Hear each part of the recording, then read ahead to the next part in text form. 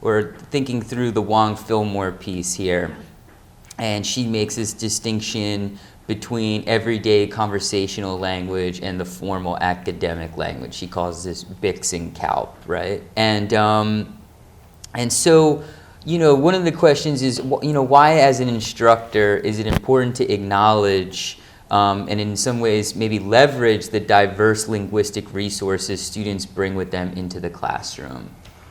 Yeah, so like the distinction between Bix and Calps is one that goes back like a long time, like she references in the piece, and it was really revolutionary when it came out. So this idea that students coming from different language backgrounds could have mastered the sort of interactional, quote unquote, informal language of the playground or of sort of just general classroom interaction.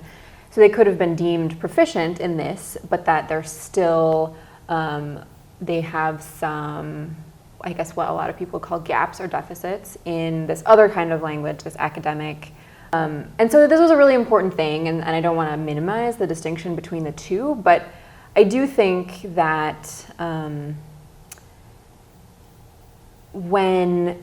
articles seem to focus primarily on this academic language, right? And the problem is that if teachers are only focusing on the academic literacy, on this sort of academic language, that you do risk marginalizing all of these other language practices. You risk marginalizing all language and literacy that's coming from students' homes. And that's not just English language learners, that's how you grew up, how you were taught to interact, how you were taught to think about texts.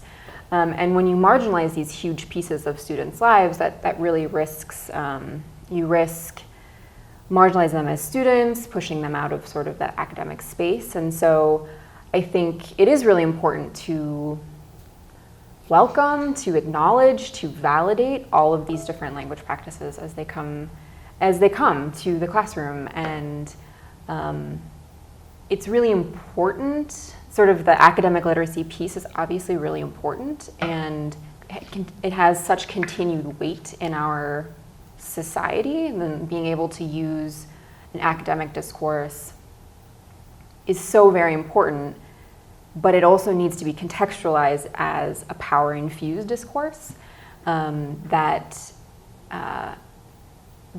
takes place amongst a lot of other discourses and practices that are equally valid, but maybe not as valued in different circles. Mm.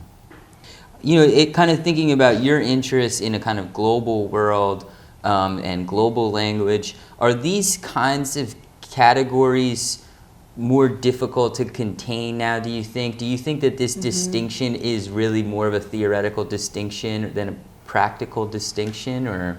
Yeah, I do. I think that it's much more complicated, and that sort of a dichotomy, in sort of maybe ever, but it's particularly salient in a global world, that a dichotomy like Bix and Calps doesn't really match the way people use language. And you have people who have in their birth to when they get to school have exposure to a wide range of literacy practices, not just a one culture community, but multiple cultures, communities, multiple languages. And so to think that a kid would just have sort of this basic dichotomy is probably not as useful today.